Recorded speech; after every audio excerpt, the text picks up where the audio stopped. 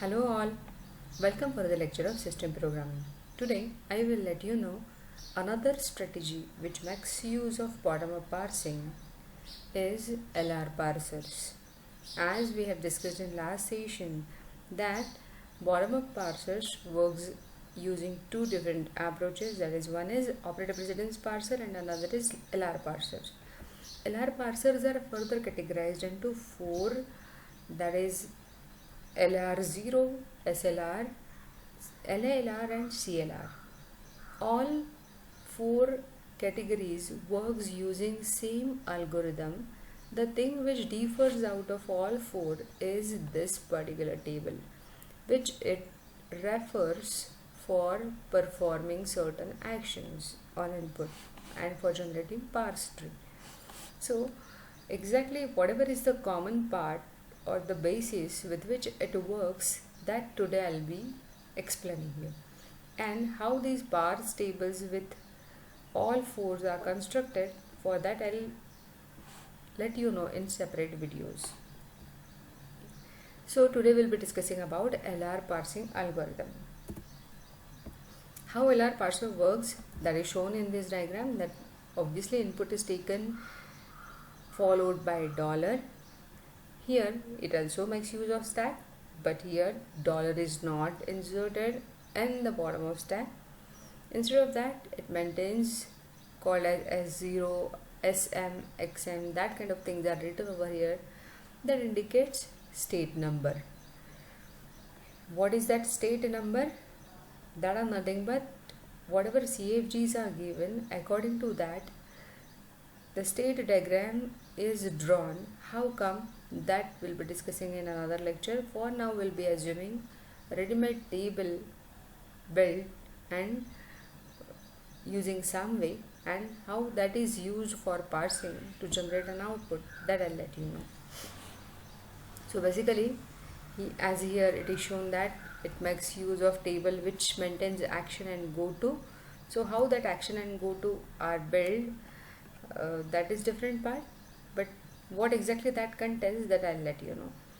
Here the parsing table consists of two parts, that is one is parsing action function and then goto function for where to go. Okay, the program driving the LR parser behaves as follows. It determines state number SM, the state currently on the top of stack, and AI is the current input symbol.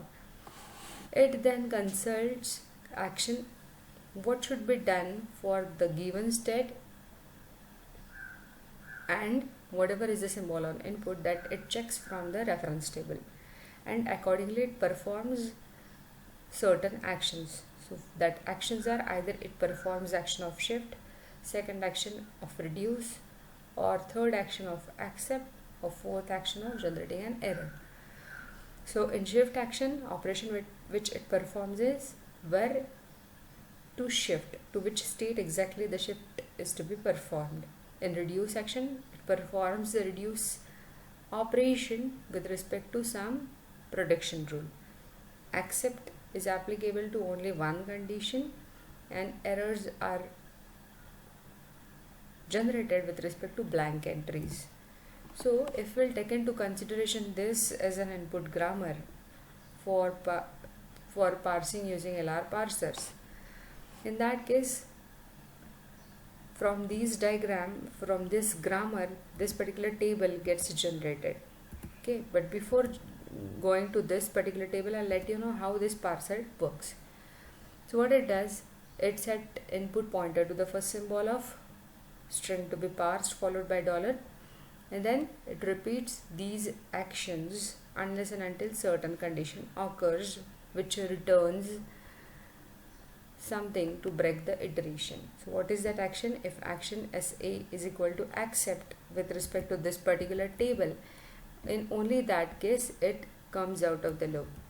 Okay, so let S be the state on the top of stack and A be the symbol pointed by input pointer. If action on SA it gives shift action, then what it does, which operation it does under shift action is it pushes A on the top of the stack and advances the input pointer. Whereas if action is reduce, in that case it begins pops certain elements out of certain symbols out of stack and reduces it, and then pushes whatever is reduction, whatever symbol it is going to get after reduction, it pushes that symbol onto that, and then goes to it does not just push whatever reduction it is going to get, but to which state it should go, that entry would get pushed onto the stack. Otherwise, if it gets SA as an accept, in that case it returns or comes out of loop, or else generates an error. So what these states, these are the states generated from the state diagram with respect to CFG, set of CFGs given, and from that state there are two columns built, action and goto. In action, all terminals are taken into consideration, only terminals are taken into consideration, and in goto, symbols whichever are there in CFG that are taken into consideration. In action, whatever terminals are included, with respect to that, certain actions are written which are categorized into only two, that is shift and reduce, and remaining entries are error entries, whichever are blank, that are error entries that indicate some sort of error. So here S5 means when you are tracing for zeroth state, what zeroth states comes or stays on ID. In that case it states, if you get ID when you are in zeroth state, you are expected to shift to fifth state. This is what this particular thing states.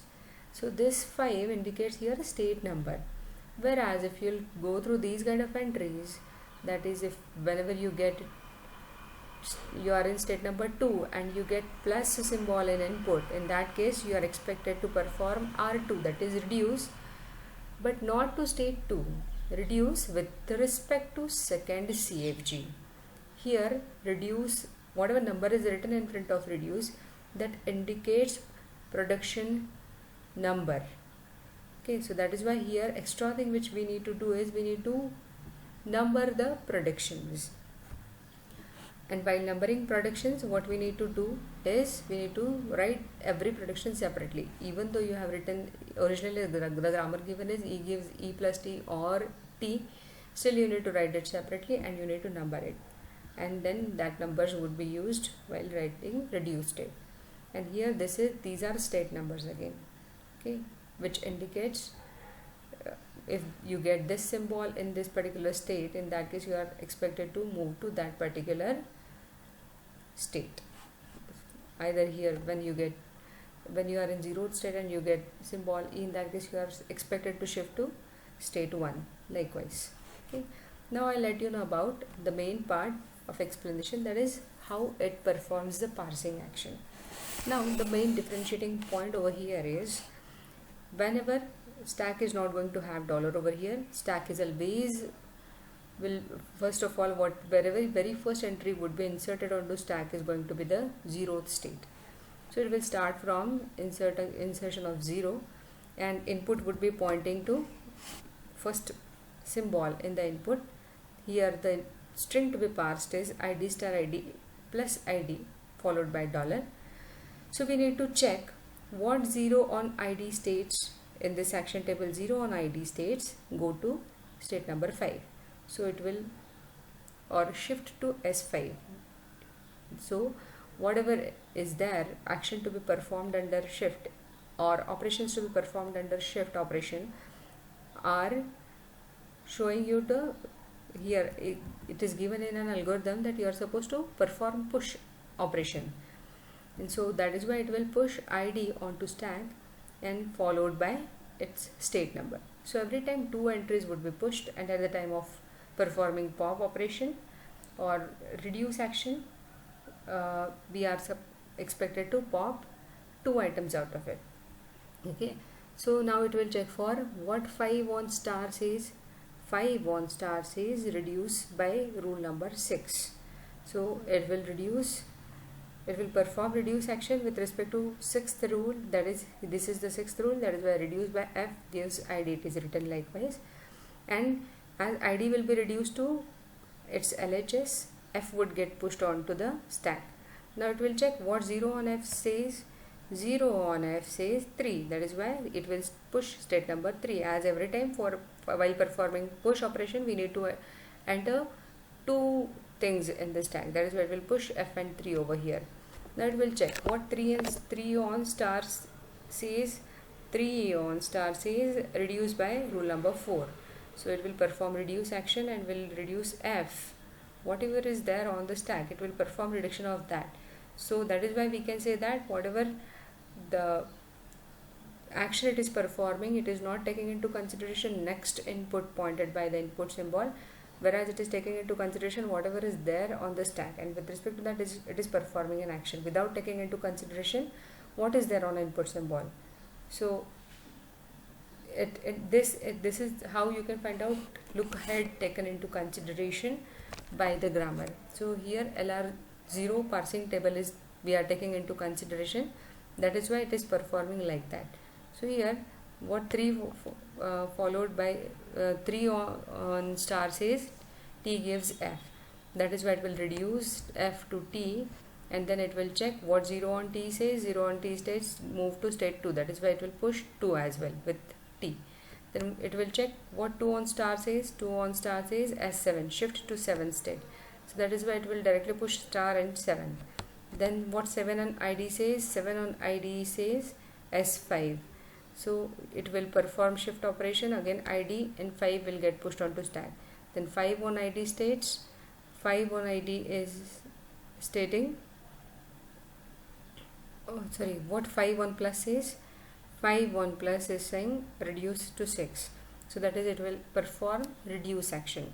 So this is how it will continue performing shift and reduce operations unless and until it is going to get this particular state, that what 1 on dollar says. 1 on dollar is saying accept.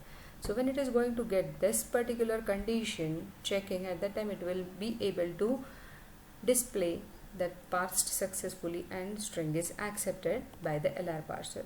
So all 4 parsers makes use of same kind of strategy.